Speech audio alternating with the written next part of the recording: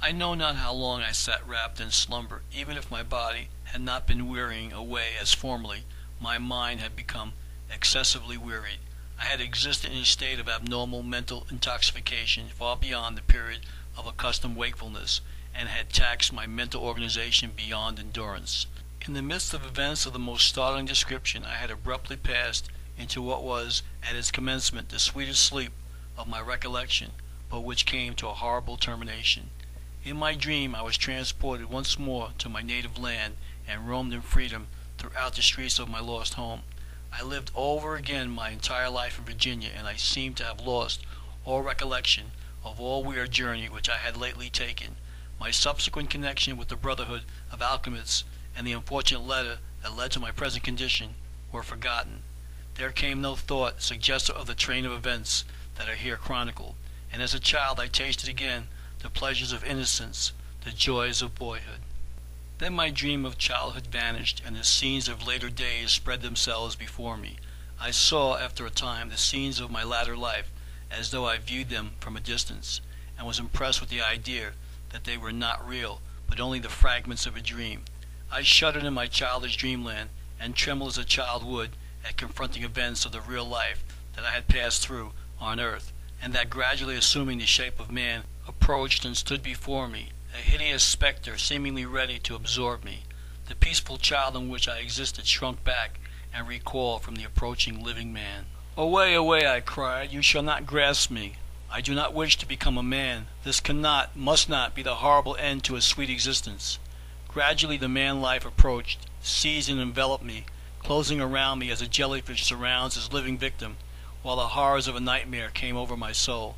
"Man's life is a fearful dream," I shouted, as I writhed in agony. "I am still a child, and will remain one. Keep off! The life of man away! Let me live, and die a child!"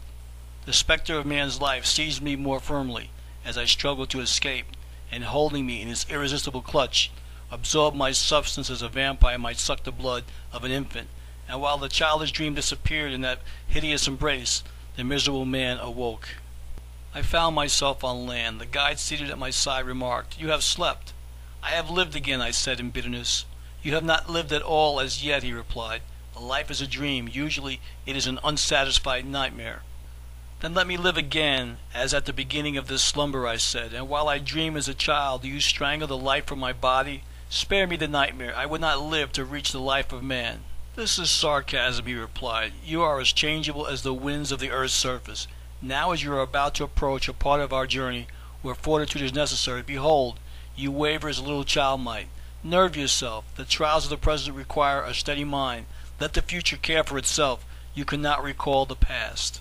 I became attentive again. The depressing effects of that repulsive dream rapidly lifted and wasted away, as I realized that I was a man, and was destined to see more than can be seen in the future of other mortals.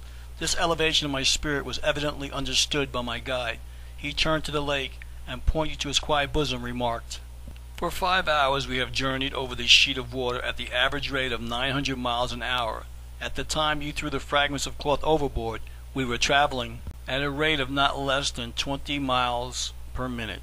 You can remember that some hours ago you criticized my assertion when I said we would soon be near the axis of the earth beneath the North Pole, and now we are beyond that point, and are about 6,000 miles from where we stood at that time."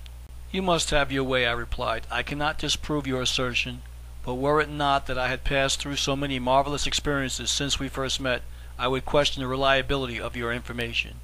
My guide continued, "The surface of this lake lies as a mirror beneath both the ocean and the land. The force effect that preserves the configuration of the ocean preserves the form of this also, but influences it to a less extent, and the two surfaces lie nearly parallel with each other, this one being 150 miles beneath the surface of the earth. The shell of the earth above us is honeycombed by caverns in some places, and in others it is compact, and yet, in most places, is impervious to water. At the farther extremity of the lake, a stratum of porous material extends through the space intervening between the bottom of the ocean and this lake. By capillary attraction, assisting by gravitation, part of the water of the ocean is being transferred through this stratum to the underground cavity.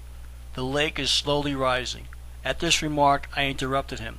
"You say the water in the ocean is being slowly transferred down to this underground lake? less by gravity than by capillary? Yes. I believe that I have reason to question that statement, if you do not include the salt, I replied. Pray state your objections.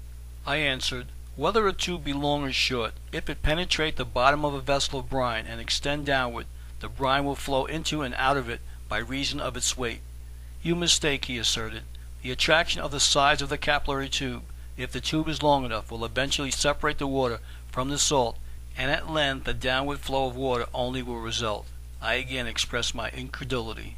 More than this, by perfectly natural laws, the water that is freed from the tubes might again force itself upward perfectly fresh to the surface of the earth, yes, under proper conditions, above the surface of the ocean. Do you take me for a fool? I said. Is it not self-evident that a fountain cannot rise above its source? It often does, he answered.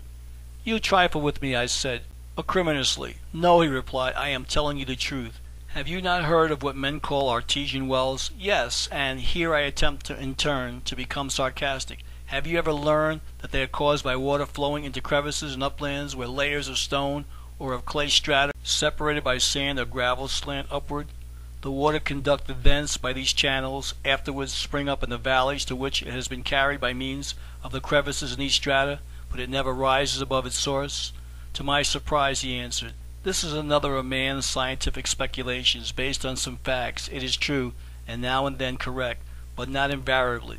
The water of an artesian well on an elevated plain may flow into the earth from a creek, pond, or river that is lower than the mouth of the well it feeds, and still it may spout into the air from either a near or distant elevation that is higher than its source. I cannot admit the truth of this, I said. I am willing to listen to reason, but such statements as these seem altogether absurd. As you please, he replied. We will continue our journey.